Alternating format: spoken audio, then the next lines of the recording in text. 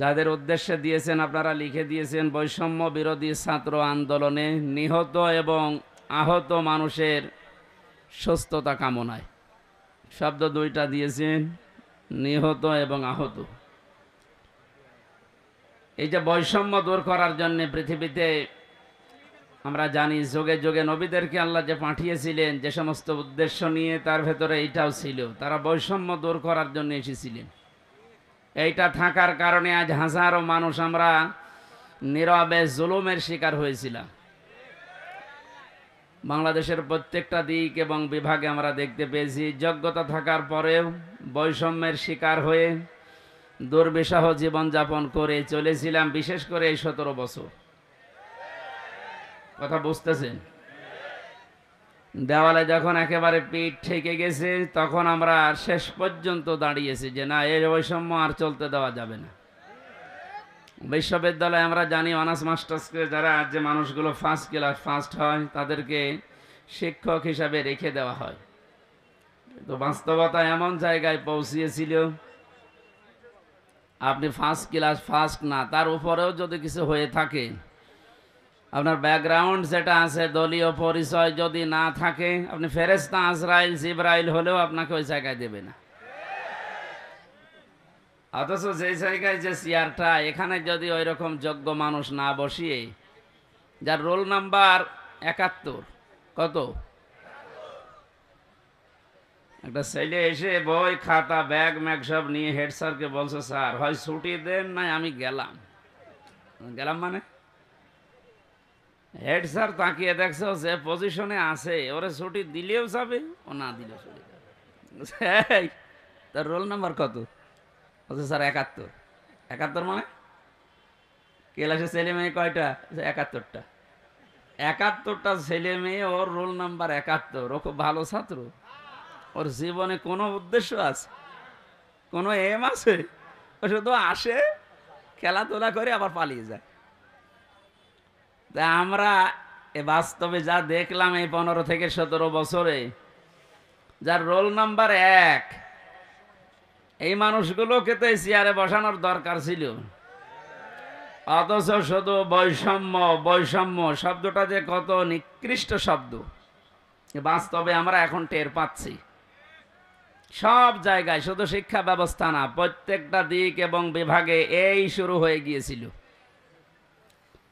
এই জুলুম অত্যাচারের বিরুদ্ধে যে মানুষগুলো জীবন দিয়ে গেল, বিশেষ করে আবু সাইদ সহ, মুগ্ধ ভাই সহ যতগুলো মানুষ জীবন দিয়েছে, এদেরকে আল্লাহ শাহাদতের সর্বোচ্চ মাকাম যেন দান করেন।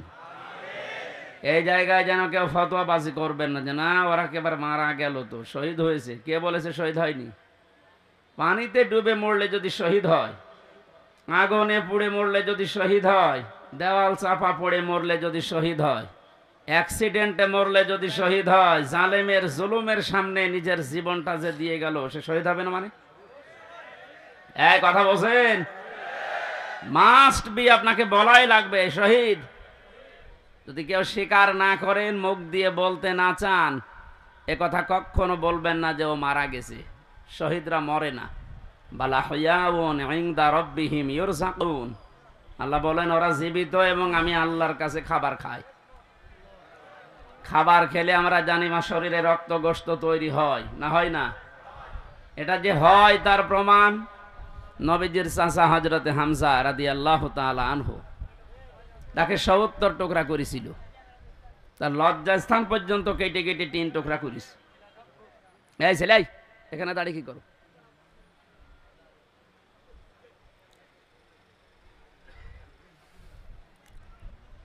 কুষ্টিয়াবাসী হযরতে হামজার এই টুকরা টুকরা অংশগুলো যখন নিয়ে এসে এক জায়গায় করেছিলেন, নবীজি দেখলেন কয়েক টুকরা পাওয়া যাচ্ছে না, যতটুকু পাওয়া যায় লাশটা সাজিয়ে রেখে দিয়েছিল সামনে। নিজের চাদরটা খুলে মাথা থেকে হাঁটু পর্যন্ত ঢাকা ছিল, বাকিটা আর ঢাকা যায় না। পাহাড়ের লতা পাতা দিয়ে নবীজি নিজে নিচের অংশটুকু ঢেকে দিলেন, কবরে দিলেন, ডাক দিয়ে বললেন, মাবুদ, এই আমার চাচা হামজা, জন্মের আগে আমার বাবাকে আমি হারিয়েছি, জন্মের কিছুদিন পরে আমার মা চলে গেছে। দাদার আন্ডারে ছিলাম, তিনিও চলে গেলেন। এ পৃথিবীতে সবচাইতে বেশি কষ্ট যারা আমার জন্য সহ্য করেছিলেন তার ভেতরে এই লোকটা একজন। তুমি আমাকে নবী বানিয়েছো, রাসূল বানিয়েছো, আমি সাক্ষী দিচ্ছি এই চাচার উপরে আমি এখনো পর্যন্ত রাজি আছি। তোমাকে আমি আহ্বান জানাই, মাবুদ তুমি আমার চাচার উপরে রাজি হয়ে যাও। কথাটা শুনতে যত ছোট মনে হচ্ছে, এ ব্যাপকতা কিন্তু অনেক বেশি। বিশ্ব নবী নিজে দাঁড়িয়ে বলছে, আল্লাহ এ চাচার উপরে আমি রাজি আছি, এখনো পর্যন্ত খুশি আছি, আল্লাহ তুমি নিজেও রাজি হয়ে যাও। আল্লাহ খুশি না হয়ে পারবে? নবীজি তো কোনোদিন কথা বলা লাগেনি, শুধু মনের ভেতরে কামনা আসলেই কবুল হয়ে গেছে। অথচ আজকে নিজে তিনি দোয়া করছেন। কবরে দেওয়ার 30 বছর পর একবার তার কবর ভেঙে গিয়েছিল মদিনায় ব্যাপক ঢলের কারণে। এ রক্তের স্রোতধারা আসছিল। ছোটবেলায় যারা তার সাথে যুদ্ধ করেছিল আজকে তারা বড় হয়ে গেছে। এই মুরব্বী মানুষগুলো রক্ত অনুসন্ধান করতে গিয়ে দেখে 30 বছর আগে মুহাম্মদুর রাসূলুল্লাহর চাচা হযরতে হামজা রাদিয়াল্লাহু তাআলা আনহু ওহদের ময়দানে জীবন দিয়েছিলেন। যেখানে যেখানে কাফেরেরা তাকে টুকরা টুকরা করেছে, ওই জায়গাগুলো দিয়ে ফিনকি দিয়ে রক্ত বের হচ্ছে। মুসলমানেরা যদি খাবার উনি না খাবে, আল্লাহ যে রিজকের কথা জানিয়েছেন, বালা হায়াউন ইনদা রাব্বিহিম ইউরসাকুন, তারা জীবিত এবং আমি আল্লাহর কাছে তারা রিজিক পায়। ওরা যদি রিজিকই না পাবে তাহলে ওনার শরীর থেকে রক্ত আসলো কোত্থেকে? আমি 4 দিন আগে ছিলাম গাইবান্ধার গোবিন্দগঞ্জে। ওখানে সাব্বির নামে ইসলামী ছাত্র শিবিরের এক ভাই 1 মাস আগে শহীদ হয়েছিল। আজকে 5 তারিখ। গত মাসের 5 তারিখে শাহাদত বরণ করার পর প্রায় 26 দিন পরে কবরটা ভেঙে গিয়েছিল। যারা আমাকে নিয়ে গিয়েছে তারা বলছে ওই কবরে এখনো পর্যন্ত তাজা রক্ত বের হচ্ছে। এটার শাহাদত শব্দটা অনেক কঠিন এবং গুরুত্বপূর্ণ শব্দ। শাহাদত যারা বরণ করেছে এ মানুষগুলোকে মরে গেছে কখনো বলবেন না, এই জন্য তো শহীদ শব্দ লিখেছে। যারাই মারা গেল, যারা শহীদ হয়ে গেল, এ মানুষগুলোকে মৃত বলতে মুখ দিয়ে আল্লাহ নিষেধ করে শুধু শেষ করেননি, মানুষ যেন ধারণাও না করে, এই জন্য ধারণার উপরও আল্লাহ দিয়েছেন নোটিশ। ওয়ালা তাহসাবান্নাল্লাযীনা কুতিলু ফি সাবিলিল্লাহি আমওয়াতা ইলা আখির আয়াত। সূরা আলে ইমরানের 169 নম্বর আয়াতের প্রথম অংশে আল্লাহ জানিয়েছেন, কোনদিন ধারণাও করবা না যে যারা শহীদ হয়েছে ওরা মারা গেছে। সুতরাং বৈষম্য দূর করার জন্য যারা জীবন দিয়ে গেল প্রায় 1000-এর উপরে ছাত্র ছাত্রী, সবগুলো যেন আল্লাহ শহীদ হিসাবে গ্রহণ করেন, বলেন আমিন। এই শাহাদত বরণ করানোর জন্য যারা ব্যস্ত ছিলেন এ মানুষগুলো প্রত্যেকেই জালেম এবং যারা এর সহযোগী। নবীজি তিরমিজি শরীফের হাদিসে জানিয়েছেন, যারা জালেম এবং জেনে শুনে জালেমের সহযোগিতা করে, সাহায্য করে, সাপোর্ট দেয়, ও সঙ্গে সঙ্গে নবীর উম্মত থেকে বের হয়ে যায়। আপনি কি বুঝলেন কি বললাম? এরপরও আমরা দেখতে পাচ্ছি জেনে হোক না জেনে হোক অনেকে অনুমাদনায় উদ্দীপনায় বিভিন্ন কায়দায় আজ জালেমদের এখনো পর্যন্ত সাপোর্ট করে যাচ্ছেন, তাদের সাফাই গাচ্ছেন। আপনি কিন্তু নবীর উম্মত আর দাবি করতে পারবেন না, নবীর উম্মত থেকেই খারিজ হয়ে যাবেন। এই জন্য যারা জালেম এদেরকে এখনো পর্যন্ত সাহস দেওয়ার জন্য যারা বিভিন্ন পথ অবলম্বন করছে, কয়েকদিন আগে দেখতে পেলাম ভিডিওতে একজন বলছে, আপা আপনি ঘাবড়াবেন না, আপনি ঘাবড়ালে আমরা নরম হয়ে যাই। কত বড় শয়তান! ওর চেহারার দিকে তাকিয়ে দেখলাম যে শয়তান তো আমি দেখিনি, যদি দেখতাম মনে হয় ওইরকমই হতো। সুতরাং বৈষম্য দূর করার জন্য যখন এই আন্দোলন হয়েছিল, সফল যখন হয়েছি, এদেশে কোনো বৈষম্য থাকবে না ইনশাআল্লাহ। সংস্কার যখন আরম্ভ হয়েছে, রাষ্ট্র সংস্কারের জন্য আন্দোলন ছিল না? এই কথা বলে না কেন? সংস্কার যখন আরম্ভ হয়ে গেছে অলরেডি, কোনো জায়গা যেন বাদ না থাকে। গত কয়েকদিন আগে আমির জামাত আপনাদের এই শিলাইদা এসে বলে গেছে না যে সংস্কার যখন আরম্ভ হয়েছে, যারা দায়িত্বে আছে আমরা চাই ইনাদের হাতে যেন সংস্কার শেষ হয়। সুতরাং যারা আছেন বেশি দেরি করার দরকার নেই, খুব তাড়াতাড়ি যারা জালেম ছিল এবং জামিলে জালেমের সহযোগী ছিল একটাও যেন পদে না থাকে। আজকে হলে আর কালকে যাওয়ার দরকার নেই।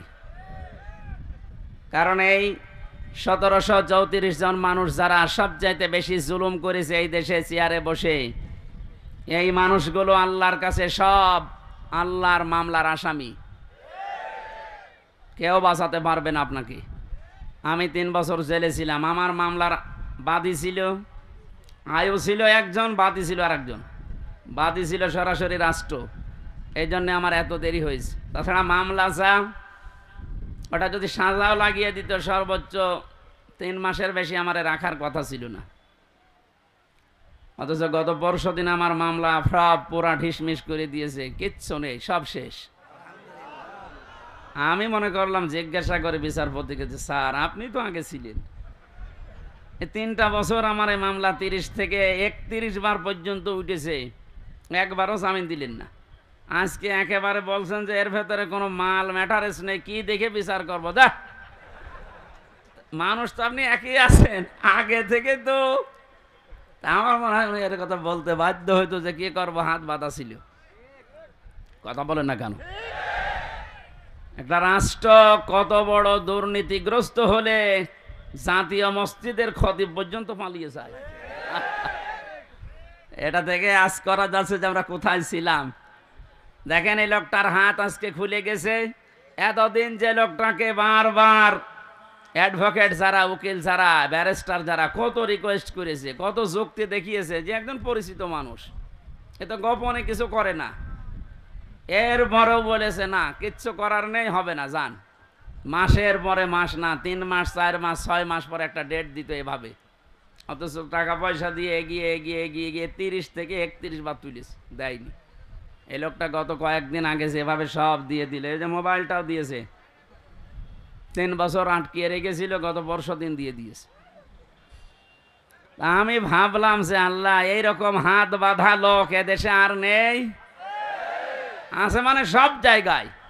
সুতরাং হাত যাদের খুলে গেছে, আপনি যেন আর হাত বাঁধা না হয় এই কাজ করবেন।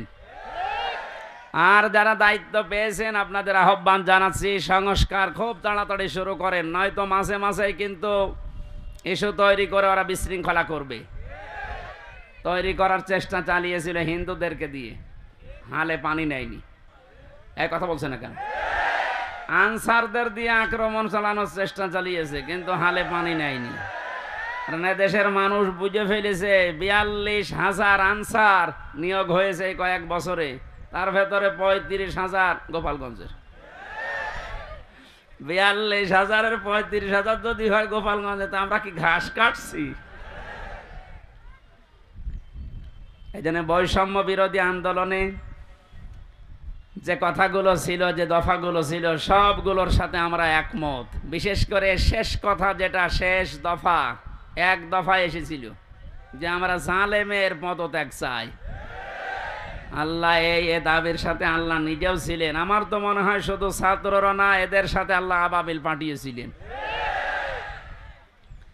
আল্লাহ রাব্বুল আলামিন যেহেতু সব কিছু সংস্কার চলছে, খুব তাড়াতাড়ি যেন এই 1634 জন যারা বসেছিলেন, অধিকাংশই পালিয়েছে, বাকি একটাও যেন না থাকে, যারা এতদিন পর্যন্ত বৈষম্যের শিকার হয়েছে, তারা যেন এখন এই চেয়ারগুলোতে বসে। এইটাই হবে ন্যায় বিচার। এটা কি হবে? এই ন্যায় বিচারের জন্যই আমরা আন্দোলন করেছিলাম। কথা বলেন ঠিক কিনা? সুতরাং শহীদ এবং আহত যারা আছে, এখনো হাজার হাজার মানুষ আহত, তাদের সুস্থতা কামনা করছে। কারণ সুস্থতা দেওয়ার একচ্ছত্র মালিকানা আল্লাহর। ঔষধ যদি আপনি একেবারে 24 ঘন্টা খাওয়াতেই থাকেন, আল্লাহর পক্ষ থেকে যদি এটা না আসে তাহলে আপনি সুস্থ হবেন না। এটা আমরা বিশ্বাস করি। তো ঔষধের কোনো ক্ষমতা আছে? ক্ষমতা কার? আরো জোরে।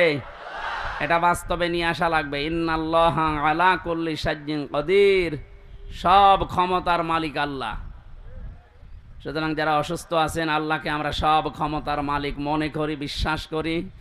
উনি আমাদেরকে, এই অসুস্থ মানুষদেরকে যেন আবার স্বাভাবিক জীবনে ফিরিয়ে দেন। হ্যাঁ, কিছু মানুষের জীবন স্বাভাবিক হবে না, যাদের চোখ উড়ে গেছে, যাদের পা শেষ হয়ে গেছে। আমি সদর থানার সদর হাসপাতালে গিয়েছিলাম 6 তারিখের পরে। অনেকজনের দেখলাম এমন এমন অঙ্গ নেই যে কিয়ামত পর্যন্ত হায়াত পেলে অঙ্গ আর আসবে না। লজ্জা স্থান উড়ে চলে গেছে একজনের। এটা আমাদেরকে মুক্ত জীবনে ফিরিয়ে দেওয়ার জন্য এত বড় স্যাক্রিফাইস যারা করেছে। বাংলাদেশে জামাত ইসলামী কুষ্টিয়া জেলা শাখার উদ্যোগে যে একটু সহযোগিতার হাত বাড়িয়েছিল, প্রত্যেকটি পরিবারে অন্তত 2 লক্ষ করে টাকা দিয়ে একটু দাঁড় করিয়েছে। এদেশে টাকাওয়ালা মানুষ আর নেই? বলেন। এখনো স্বাভাবিক অবস্থায় আমরা ফিরতে পারলাম না। যারা এই মুক্ত জীবন এনে দিল, তারা এখনো কাতরাচ্ছে। আর যে মানুষগুলোর কিছু হয়নি, এরা আন্দাজে লাফাচ্ছে যে না, সব বন্ধ করে এখন আমাদের এই জিনিস দাও। এরা আর এক জালেম। কথা বলেন।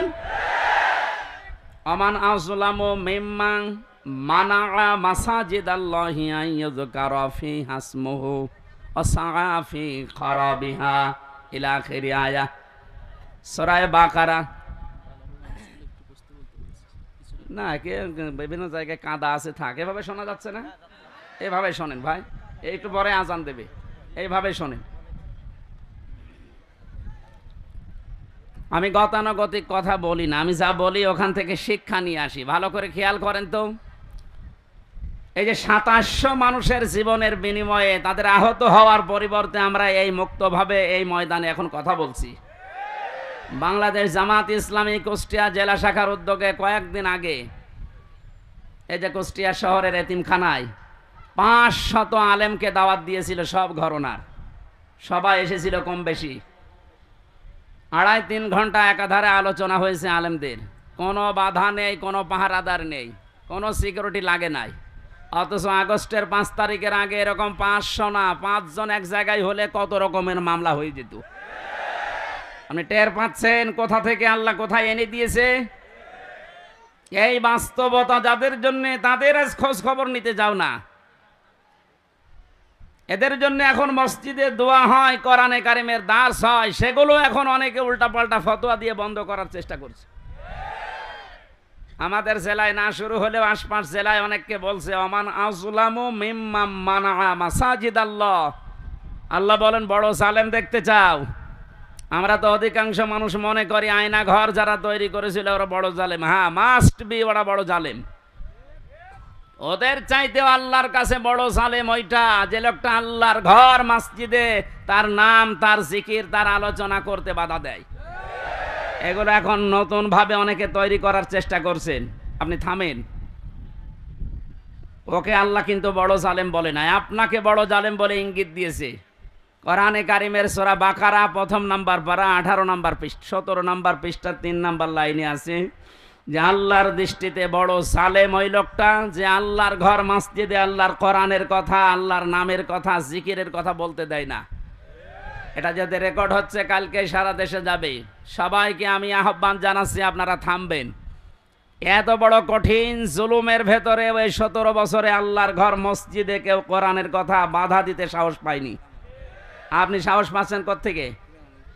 সুতরাং আপনি থামবেন, নয়তো জালেমরা যেমন মুসলমানদের শত্রু হয়ে বিদায় নিয়েছে, আপনিও শেষ পর্যন্ত শুধু মুসলমানদের না, আল্লাহর টার্গেটে পড়বেন। কারণ জালেমরা টার্গেট কার? এটাকে আমি বানালাম? বলেন। কোরআনে কারিম জানিয়েছে ইন্নামাস সাবিলু আলাল্লাযিনা ইয়াযলিমুনান নাস ওয়া ইয়াবগুনা ফিল আরদি বিগাইরিল হক উলাইকা লাহুম আযাবুন আলীম। সূরা শুরার 42 নম্বর আয়াতে আছে, আল্লাহ বলেন অবশ্যই আমি আল্লাহ নিজে বাদী হব, মামলা দেব, কেস করব। টের পাচ্ছেন কত ওজনওয়ালা শব্দ এটা? আল্লাহ নিজে মামলা দায়ের করবে, নিজে কেস করবে তাদের বিরুদ্ধে। ইয়াজলিমুনান নাস, যারা মানুষ হয়ে মানুষের উপরে জুলুম করছে। আল্লাহ পাক ইয়াজলিমুনাল মুসলিমুনা দেয়নি যে যারা মুসলমানদের উপরে জুলুম করেছে তারা আল্লাহর মামলার আসামি না। ইয়াজলিমুনান নাস এটা বহু, ইয়াজলিমুনা এটা মোজারে, বর্তমান, ভবিষ্যৎ, প্রেজেন্ট, ফিউচার। এখন যারা জুলুম করছেন, ভবিষ্যতেও যারা করবেন, আপনি কিন্তু এদেশে হামজার মামলার আসামি না, আপনি সরাসরি আল্লাহর মামলার আসামি। আমি আপনাকে বাঁচাতে এসেছি, এরপরও যদি উল্টা বোঝেন নিজের কপালে নিজে আগুন লাগাবেন। আমার কথার অর্থ বুঝতেছেন নাকি আন্দাজে ঠিক বলেন? আলহামদুলিল্লাহ। সুতরাং আবার আহ্বান জানাচ্ছি, বৈষম্য বিরোধী ছাত্র আন্দোলনের সংস্কার করার জন্য যারা উদ্যোগ নিয়েছিল, যাদের দায়িত্ব আমরা দিয়েছি, আপনারা খুব তাড়াতাড়ি করেন, কারণ এই জালেমরা যতদিন পর্যন্ত এখানে থাকবে ততদিন পর্যন্ত নতুন ইস্যু তৈরি করার চেষ্টা চালাবে। যারা পৃথিবী শান্ত হয়ে যাওয়ার পরও অশান্ত করার জন্য চেষ্টা চালায়, এই মানুষগুলো আয়াতের দ্বিতীয় শব্দে তারাও আল্লাহর মামলার আসামি। ওয়ায়াবগুনা ফিল আরদি বিগাইরিল হক, পৃথিবী শান্ত হয়ে যাওয়ার পরে যারা অশান্ত করার জন্যে বিদ্রোহ করে বেড়ায়, সংখ্যালঘুর নাম নিয়ে যা শুরু করেছিলেন, আমিরে জামাত অলরেডি ঘোষণা দিয়েছে এদেশে কোনো সংখ্যাগুরু নেই। সুতরাং এই ইস্যু বাদ দেওয়া লাগবে। এদেশে সংখ্যাগুরু সংখ্যালঘু আছে না? নেই। এদেশে যে জন্ম নিয়েছে সেই এদেশের বৈধ নাগরিক। আমি আমির হামজা 96% মুসলমানদের ভেতরে যেমন অধিকার পাবো একজন হিন্দু 4%, তাতে কি সে একই অধিকার পাবে? এই কথা বলছেন? এটা যখন বুঝে ফেলেছে, দেখছে না এ তো হালে পানি নেয় না, ওটা বাদ দিয়েছে। এরপরে নামিয়েছে ডাক্তারদের, ওটাও পারছে না। এরপরে নামিয়েছে আনসারদের, ওটাও যখন পারে না, আমার মনে হয় ওদের যা চরিত্র, কিছুদিন পরে গলন্দ ঘাটের এই বেশ্যাদের নামাবে। খুব সাবধান থাকা লাগবে। আমি একটু খোলামেলা বলে ফেললাম, কারণ চরিত্র ওদের ওই রকমই, ওদের যা চরিত্র ওই রকমই। ঈমান যাদের ভেতরে আছে তারা 3টা কাজ কখনো করতে পারে না, এটা কোরআনে কারিম জানিয়েছে। সূরা ফুরকানের ভেতরে আছে 19 নম্বর পারার 4 নম্বর পৃষ্ঠা 14 নম্বর লাইনে। আপনি বাড়িতে যে তাফসীর মিলিয়ে দেখবেন, ঈমান যাদের আছে কয়টা কাজ করতে পারে না? আরো জোরে। এই 3টা কাজ যদি করে ফেলে তাদের শাস্তি আল্লাহ দেবেন ডবল। এই এখানে গল্প বন্ধ করো, একেবারে নড়াচড়াও বন্ধ। ওয়াল্লাযীনা লা ইয়াদউনা মা'আল্লাহি ইলাহান আখার, আল্লাহ পাক বলেন ঈমান যাদের আছে এই পৃথিবীতে তারা আল্লাহ বাদে অন্য কাউকে ডাকতে পারে না। এটা অন্যান্য জেলার কথা বাদ দিলাম, আমাদের জেলাতে এখন আস্তে আস্তে তৈরি হয়েছিল রাষ্ট্রীয়ভাবে, অনেকে নিজের অর্থ দিয়ে হলেও এই কাজটা প্রতিষ্ঠিত করার চেষ্টা চালাচ্ছিল। এই যে আপনাদের থানায় মাজার আছে না, লালনের মাজার, কত মানুষ বাংলাদেশের বিভিন্ন প্রান্ত থেকে এসে না জেনে আয়াতটা পুরা উল্টিয়ে ডাকতো, আল্লাহ বাদে অন্য কাউকে ডাকা জায়েজ। আরো জোরে। আপনি বুঝে ডাকেন আর না বুঝে ডাকেন, আপনার শাস্তি ডবল হবে যদি এখনো বন্ধ না করেন। বাংলার বিভিন্ন প্রান্তে গণাটা এখনো পর্যন্ত অনেকে জারি রেখেছে। গত পরশুদিন চট্টগ্রামের নূরে বাংলা আর ওই যে জাঙ্গি হুজুর এমন পিটানি খেয়েছে, ইসলামের নাম নিয়ে শয়তানগুলো আল্লাহর নামটা পুরা পাল্টিয়েছে। ওরা আল্লাহর নামে কিছুক্ষণ জিকির করার পরে পরে ইয়ালি বাবা, শাহ আলী বাবা, আগলা বাবা, পাগলা বাবা আন্দাজে জিকির বানাতো। তাহলে কোরআনের আয়াত অনুযায়ী আল্লাহর পাশাপাশি অন্য কাউকেও যারা ডাকে তাদের শাস্তি হবে ডবল। আরো জোরে। কি সুন্দরভাবে মিলিয়েছে দেখেছেন। কোরআনে কারীম জানিয়েছে ওয়ালিল্লাহিল আসমাউল হুসনা ফাদউহু বিহা ওয়াযারুল্লাযীনা ইলহিদুনা ফি আসমাই ইলা আখির আয়া।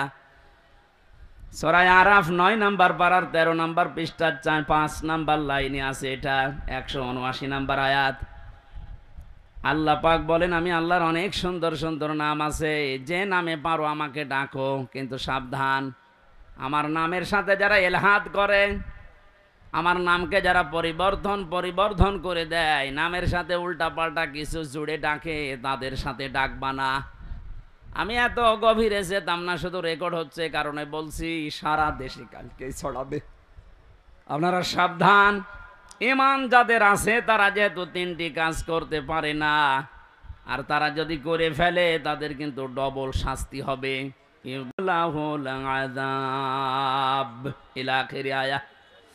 আল্লাহ পাক বলেন তাদের শাস্তি আমি ডবল দেব। 1 নম্বরের গোনা পেলাম যারা আল্লাহর সাথে অন্য কাউকে ডাকে। 2 নম্বরে ওয়াল্লাযীনা লা ইয়াদউনা মা'আল্লাহি ইলাহান আখারা, আল্লাহর সাথে যারা অন্য কাউকে ডাকছেন এখনই আপনি থেমে যাবেন। 2 নম্বরে এই পৃথিবীর ময়দানে কোনো মানুষ যেন জিনা না করে। কি না করে? এটা ছিল না? আপনি দরবেশের দিকে তাকিয়েছেন, এত বড় বড় দাড়ি, আরে শেষের জীবনটা যেগুলো দেখলাম যদি সত্য হয় উনি পুরাটা জেনায় ছিলেন। কারণ যে স্বামীর কাছ থেকে তার স্ত্রীকে কেড়ে জোর করে বিয়ে করেছে, ও আসল স্বামী তো এখনো তালাকি দেয়নি।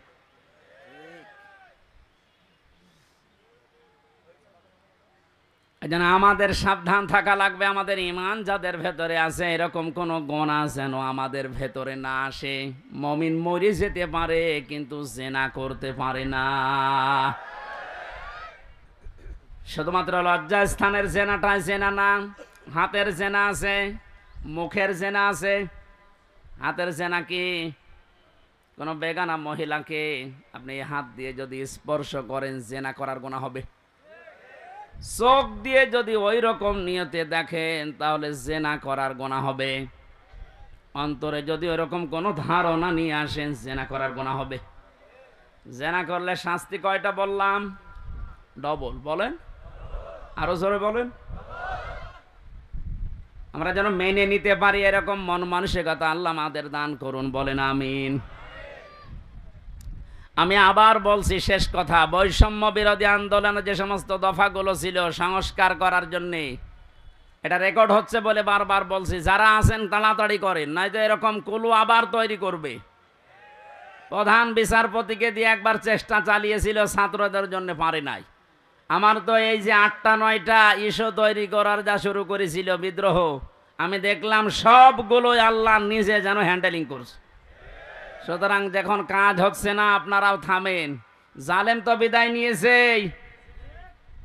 কোরআনে কারিমের অনুষ্ঠানে হাজার হাজার মানুষকে নিয়ে আল্লাহর কাছে বলছে, আল্লাহ কিয়ামতের আগে যেন এদেশের চেয়ারে আর কোনো জালেম না আসে। বলেন। আমির জামাত তো এই দিকে ইঙ্গিত দিয়েছিলেন যে এক জালেমের হাত থেকে মুক্ত হয়ে যেন আমরা অন্য কোনো জালেমের হাতে না পড়ি। অথচ কিছু মানুষ নিজের দিকে এটা নিয়ে উল্টা পাল্টা ফতোয়া দিচ্ছে। আরে ভাই, আপনার নাম বলেছে, তাহলে আপনি নিজে অবশ্যই ঠাকুর ঘরে কে রে? আমি তো কলা খাইনি।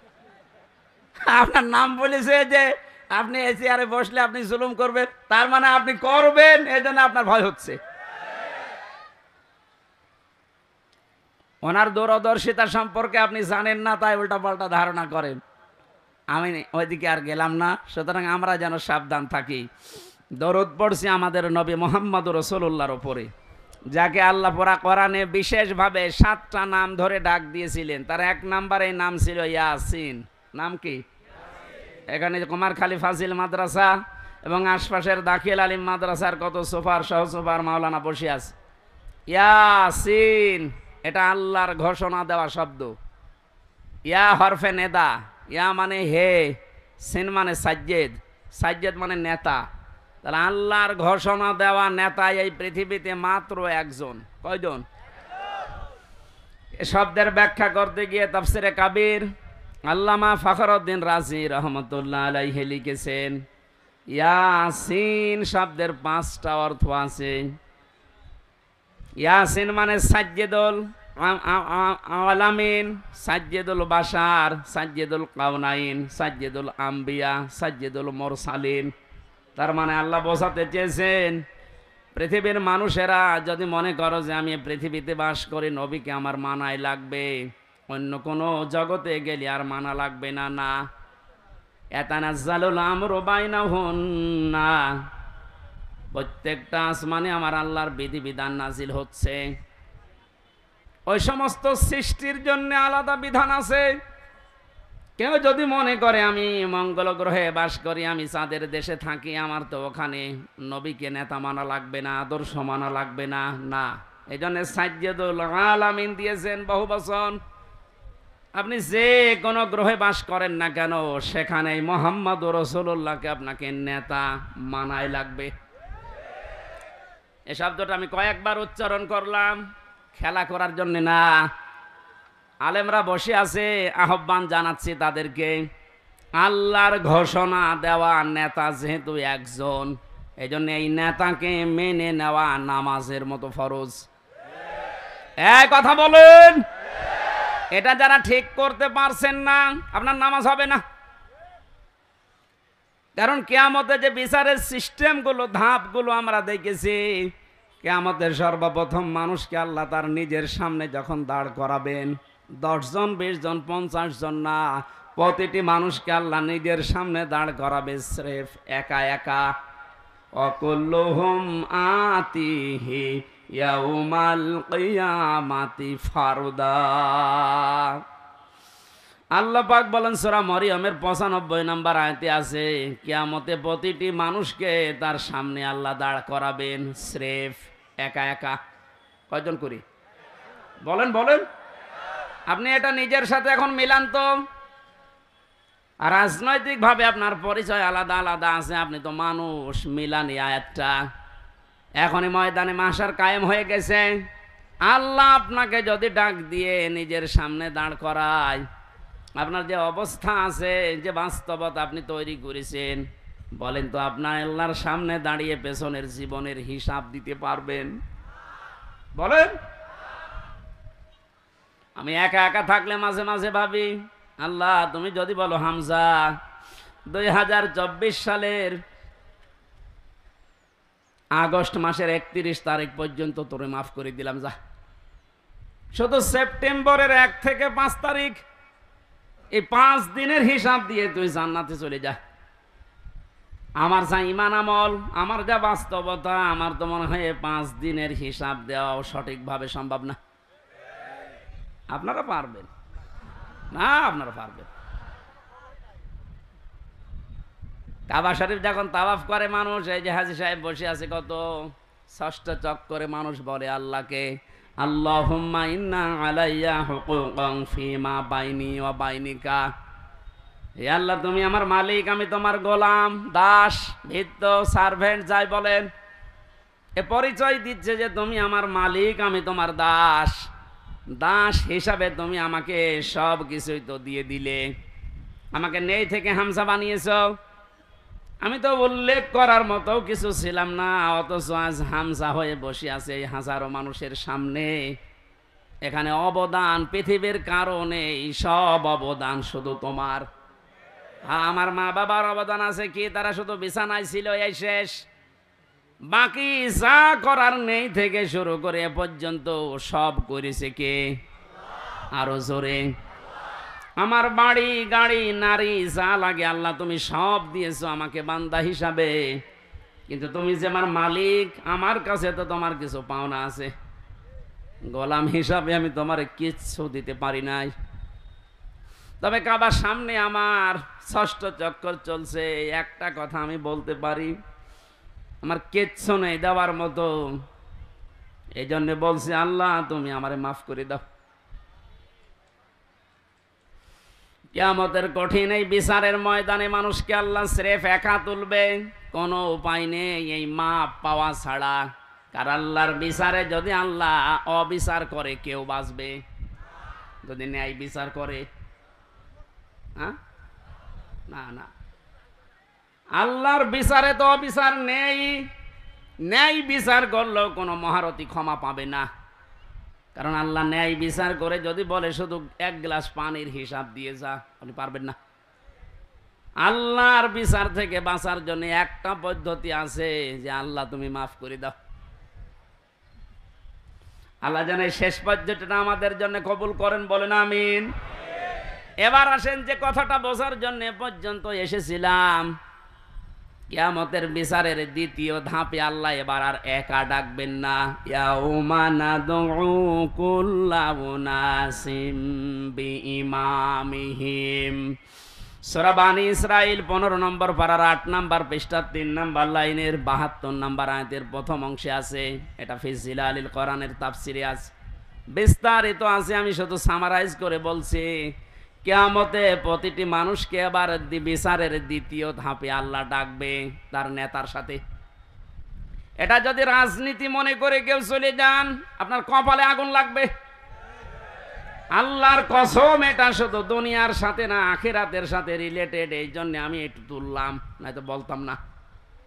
কিয়ামতের ময়দানে আল্লাহ যখন মানুষকে তুলবে, প্রতিটি মানুষকে এবার দ্বিতীয় সিস্টেমে তুলবে তার নেতার সাথে। কার সাথে? কুমারখালীবাসী আগে নেতা, এরপরে কর্মী। আপনার বিবেককে এবার প্রশ্ন করেন তো, আপনি যে নেতার আদর্শ মেনে চলেন, যার পেছনে স্লোগান দেন, যাকে রায় দিয়ে ভোট দিয়ে নেতা বানিয়েছেন, এই লোকটার যে চরিত্র, এর যা সুরাত সিরাত, আর এর যা ঈমান আমলের অবস্থা, ও যদি আল্লাহর সামনে দাঁড়ায়, আপনি তার পেছনে, ওরে দেখলেই তো আল্লাহ রাগ হয়ে যাবে। ও বলছে ঠিক, তার মানে ও ধরা খেয়ে বসে আছে।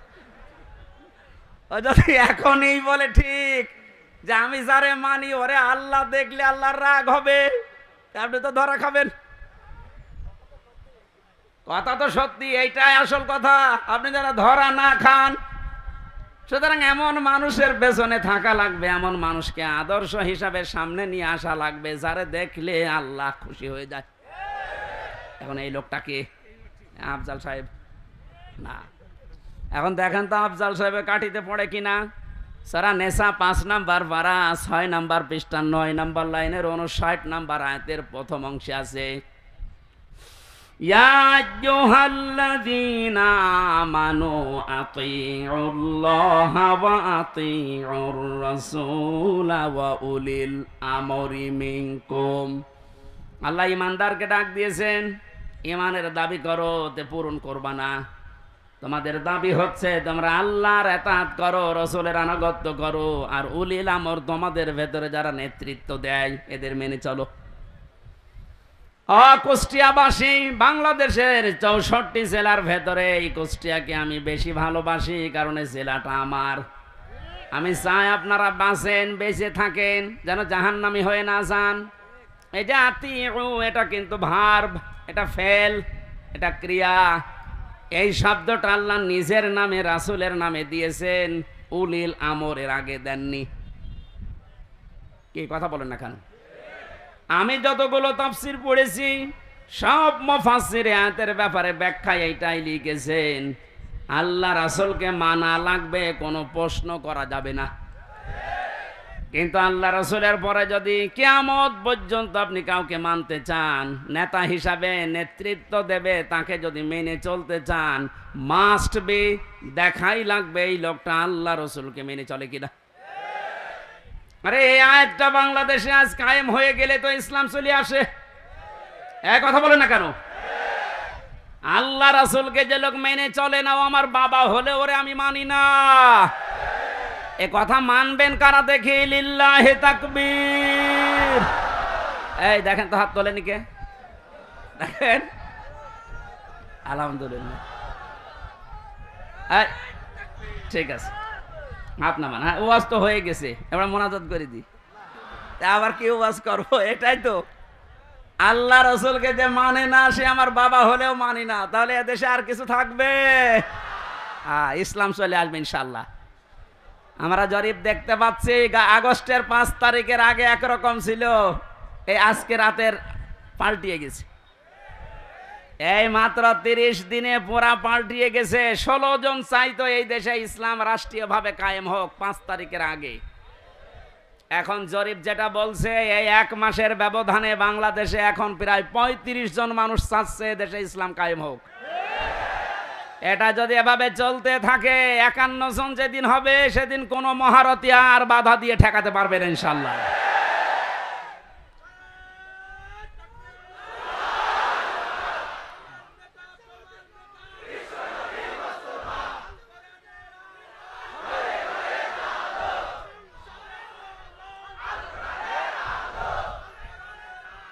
এই একটু কথা বলতে দেন।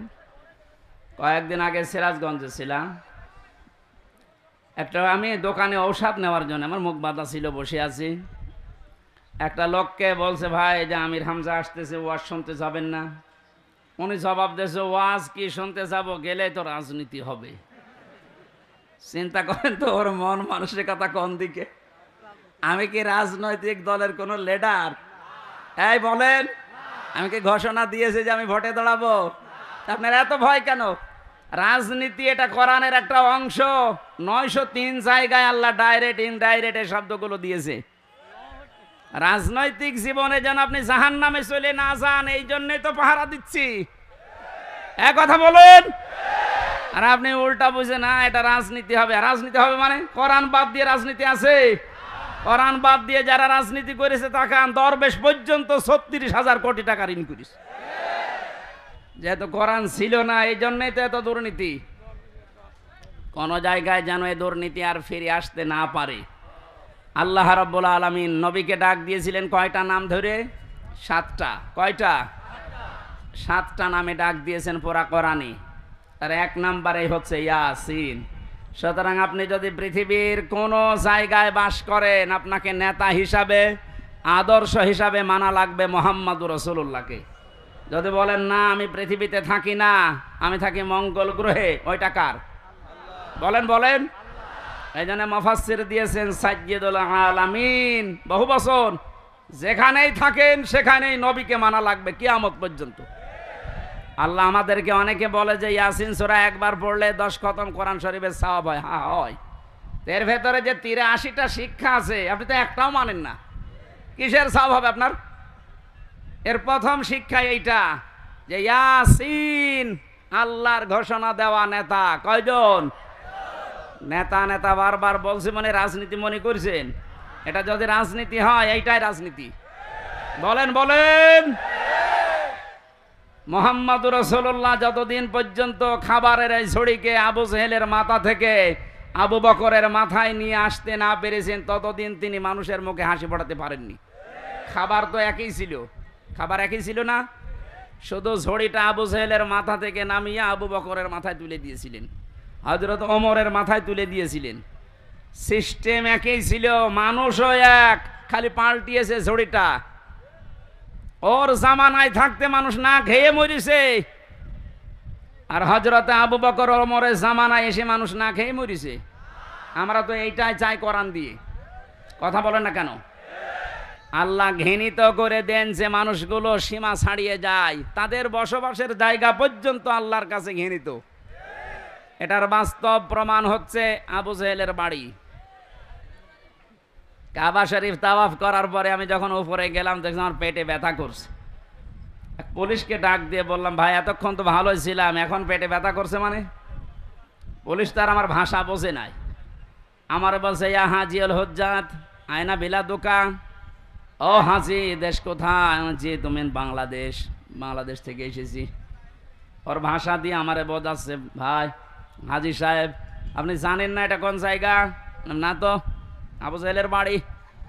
আপনি এখনো পায়খানা না করে দাঁড়িয়ে আছেন, তাড়াতাড়ি করেন। সত্যি কথা বলছে, পায়খানা করে দেখি পেটের যে ব্যথা ছিল সব ভালো হয়ে গেছে।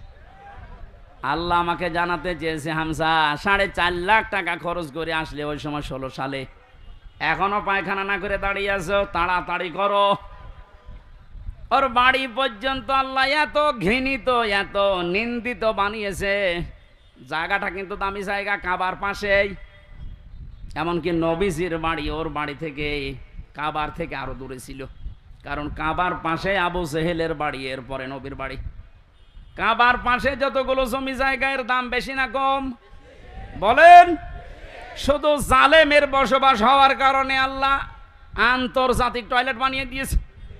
তামাম দুনিয়ার মানুষ এই কাজ করে। কি আমি এতক্ষণ কি বলছি, এদেশে যারা জুলুম করেছে তার জায়গা জমি বাড়ি ঘর যত দামি হোক, এটা আল্লাহর কাছে এখন ঘৃণিত। কারণ দেখবেন মুজদালিফা থেকে যখন মানুষ যায়, একটা জায়গা আছে খুব তাড়াতাড়ি হাঁটে, কারণ এটা গজবের জায়গা। জালেমদের এই জায়গাগুলো এত বেশি ঘৃণিত, নিন্দিত, এত বেশি অপমানকর হয়ে যায় আল্লাহর কাছে, আল্লাহ ওইটাকে পর্যন্ত আর পছন্দ করে না, ওখানে জালেম থাকতো তাই। সুতরাং বাংলার কুষ্টিয়া জেলা সহ যত জায়গায় জালেমের বসবাস ছিল, আহ্বান জানাচ্ছি যারা দায়িত্বে আছেন এই জায়গাগুলো ইন্টারন্যাশনাল পায়খানা বানিয়ে দেন। একটু বেশি বলে ফেললাম? না না, বেশি হয়নি, কম হয়েছে।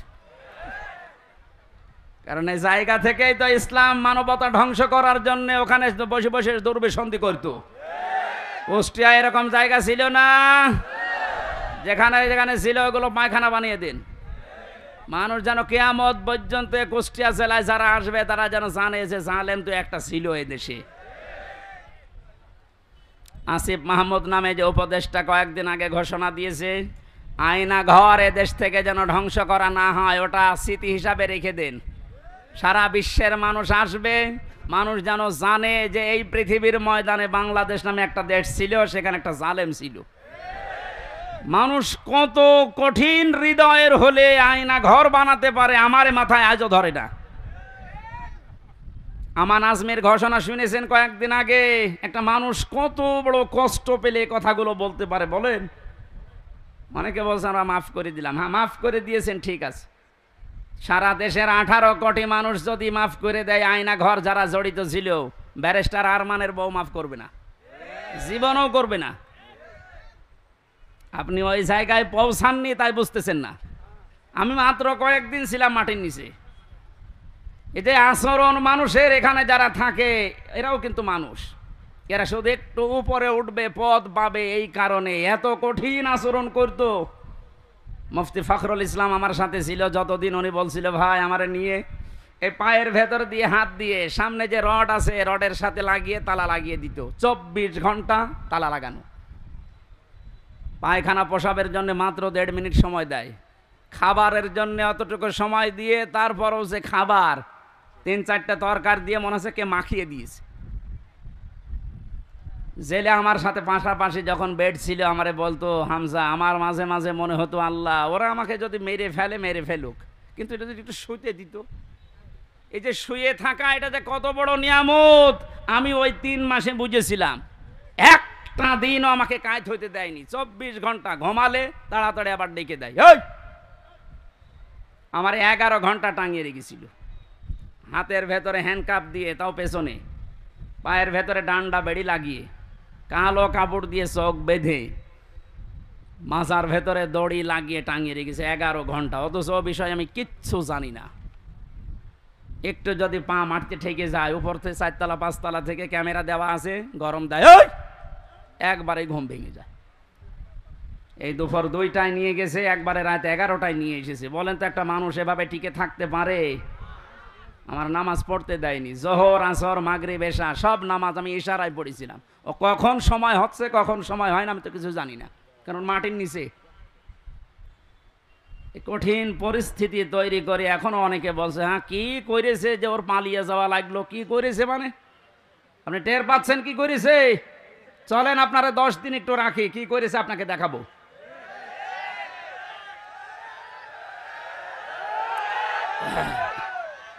এই জন্যই তো জালেমের বিরুদ্ধে হামজার মামলা না, মামলা কার বলেন?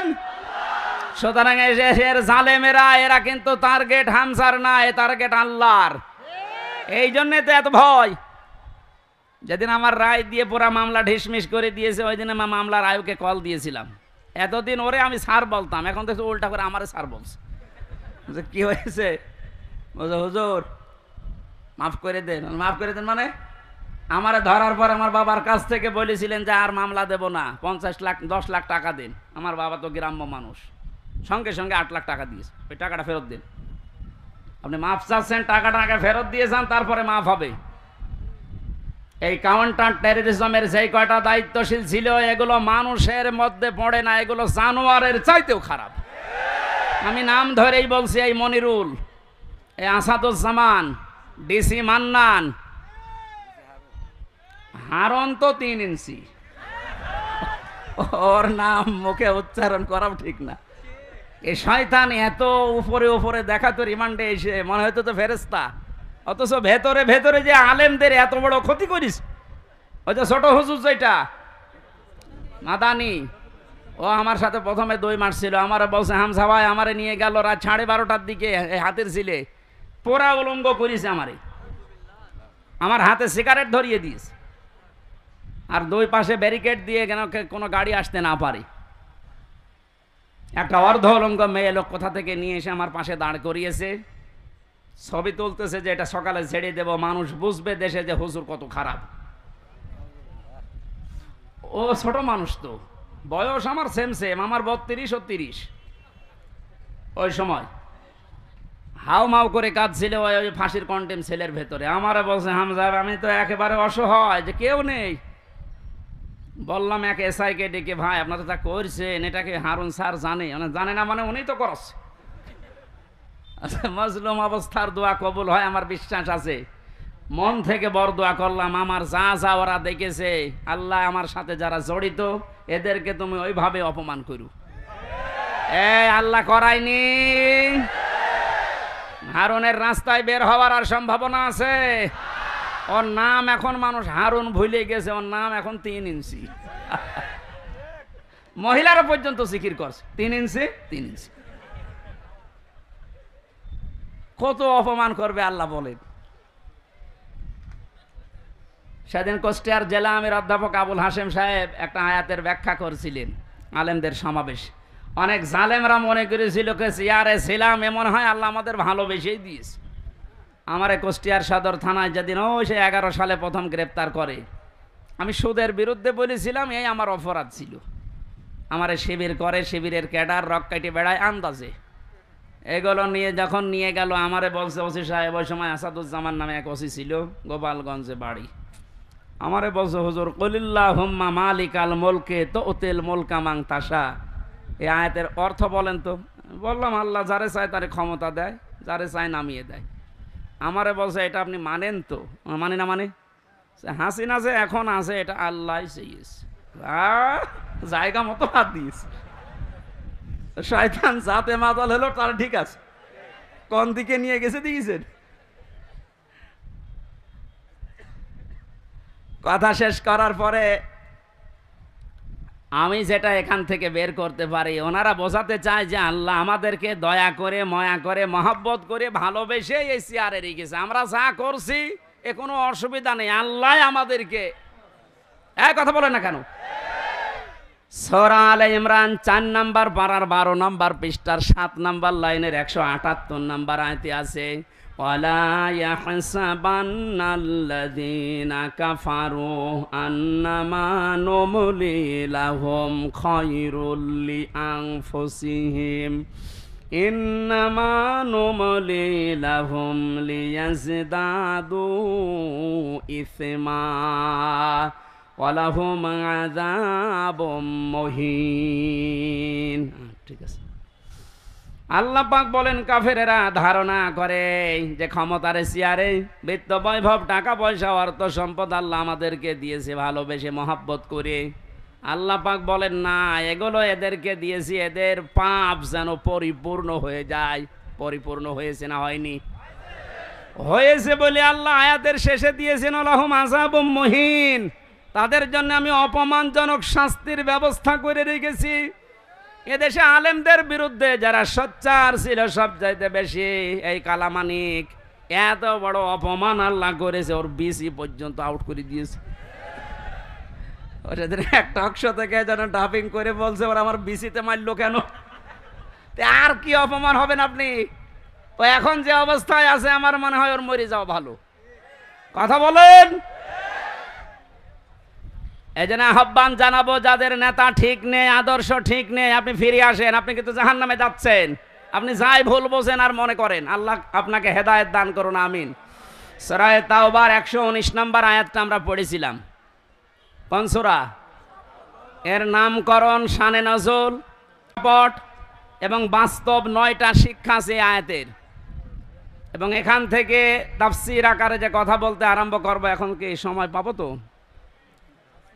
আজকে মাহফিল আছে ত্রিমোহনীর পাশে, ত্রিমোহনী, কুষ্টিয়া ত্রিমোহনীর পাশে। রাত্রে এসার পরে আমি উঠবো, আমার মনে হয় তাফসীর আকারে ওখানেই কথা বলবো। আজকে আমাদের আব্দুল গফুর সাহেব আছে প্রধান অতিথি, ওখানে আপনারা দাওয়াত দিয়ে গেলাম, যাবেন।